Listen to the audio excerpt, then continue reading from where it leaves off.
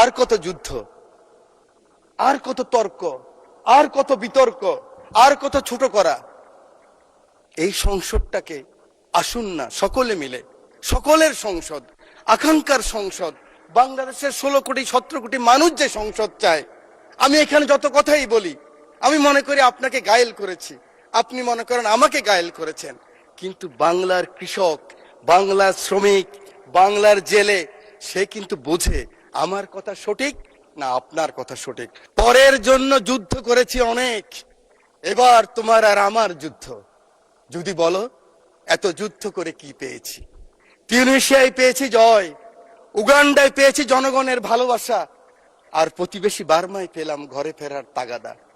আমি যেন সেই বাতিওয়ালা যে পথ্য পথ্য রাস্তায় বাতি জ্বালিয়ে ফিরি, অথচ যার নিজের ঘরে জমে থাকে দুঃস্ব অন্ধকার।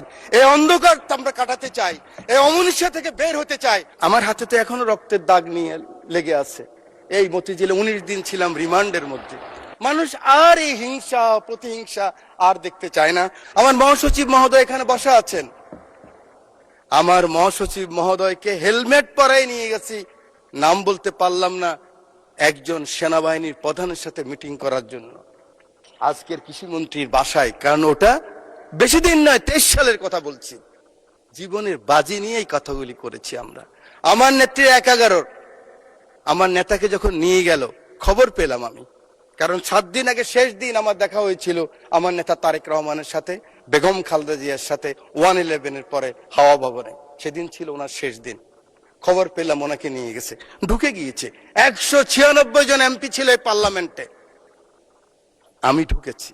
আমার নেত্রীকে দেখেছি একজন মা, তার সন্তানের জন্য কি আকুতি, কি কান্না, কি বেদনা বিধুর আমি দেখেছি। আমি সেই কথা মনে রাখতে চাই।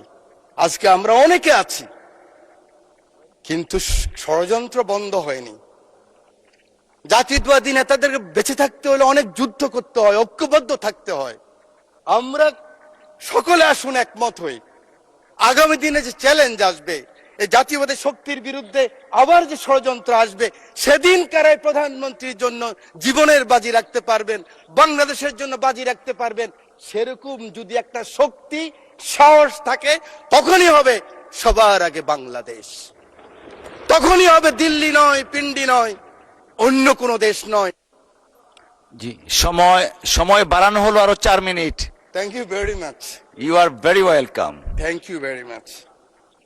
আমি আপনাকে ধন্যবাদ জানাই। আমার সংসদ নেতা, আমি ওনাকে হসপিটালও দেখেছি। একজন মানুষ তার কর্মীকে কত ভালোবাসলে, আমি অ্যাপ্রন পরে গিয়েছি, মাস্ক লাগাই গিয়েছি। আমি এমপি ছিলাম, দেখে চিনে নাই। সেই ছবি আপনারা দেখেন, কিন্তু মাথার মধ্যে ব্যান্ডেজ লাগানো। আমি মাস্ক খুললাম, অবাক হয়ে গেলেন, আপনি কেন আসছেন? আমার চোখের পানি পড়ছে, আমি পিছিয়ে আসলাম। আমি বলতে চাই, এই চ্যালেঞ্জ আবার আসবে, ষড়যন্ত্র বন্ধ হয় নাই। আমরা কে কত বড় হব, কোথায় যাব, কি নিব, কি হব, সেটা বড় কথা নয়। বড় কথা হলো এই চ্যালেঞ্জ গ্রহণ করতে হবে। মাননীয় স্পিকার, আপনার মাধ্যমে পুরো হাউসকে জানাতে চাই, চিন্তা করেন তো, কথার সাথে বলতো জামাত শিবির, কথার সাথে বলতো জামাত বিএনপি, একসাথেই তো আমরা। আমার হাতে তো এখনো রক্তের দাগ নিয়ে লেগে আছে। এই মতিঝিলে 19 দিন ছিলাম রিমান্ডের মধ্যে। কেন আমরা ছোট করার চেষ্টা করতেছি? আমি বিশ্বাস করি আমার নেতা ছুটে গেলেন একটু আগে, আমার সেই ভাই এখন আছেন, আমার নেতা তারেক রহমান ছুটে গেলেন, ওখানে গেলেন, দেখলেন। সাথে সাথে আমি মনে করি আগামী দিনের রাজনীতির জন্য সংসদের বিরোধী দলের নেতা আপনিও ছুটে যাওয়া উচিত ছিল। আমি জানি না আমার কথা কিভাবে নেবেন, যে মাননীয় সংসদ নেতা, আমি শুনেছি, আমি উপস্থিত ছিলাম, কেন ওনার পিছনে আমি ছিলাম, আপনি গিয়েছেন, উনি বলেছেন আপনার কিছু প্রয়োজন লাগলেও আমাকে বলবেন। এভাবেই রাজনীতিটাকে আমরা এগিয়ে নিতে হবে।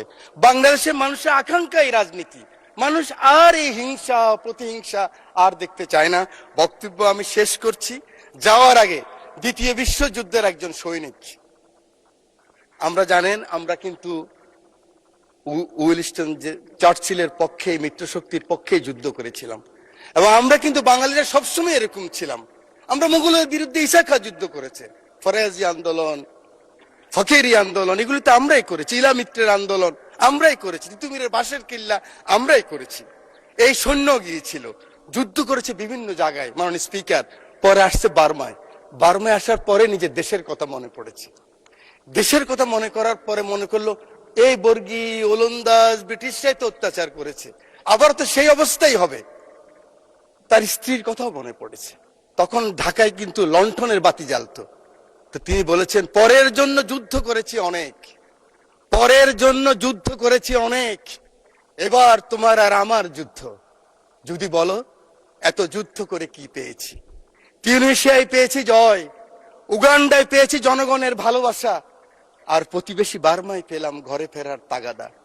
আমি যেন সেই বাতিওয়ালা যে পথ পথ রাস্তায় বাতি জ্বালিয়ে ফিরি, অথচ যার নিজের ঘরে জমে থাকে দুঃস্ব অন্ধকার। এই অন্ধকার আমরা কাটাতে চাই, এই অমনীষা থেকে বের হতে চাই। আমরা সুন্দর স্বাভাবিক সকলের জন্য যে বাংলাদেশ, সেই বাংলাদেশ চাই। আমার নেতা তারেক রহমানের সবার আগে বাংলাদেশ, সেই বাংলাদেশ চাই। আমার রামগতির দায়িত্ব নেতাকে দিলাম, আমার এমপি, আমার নদী ভাঙ্গা মানুষ শহীদুদ্দিন চৌধুরীকে দিয়ে সময় নাই, সেই কারণে সকলের ভালোবাসা চেয়ে, আদর চেয়ে বক্তব্য শেষ করছি। আল্লাহ হাফেজ, বাংলাদেশ জিন্দাবাদ।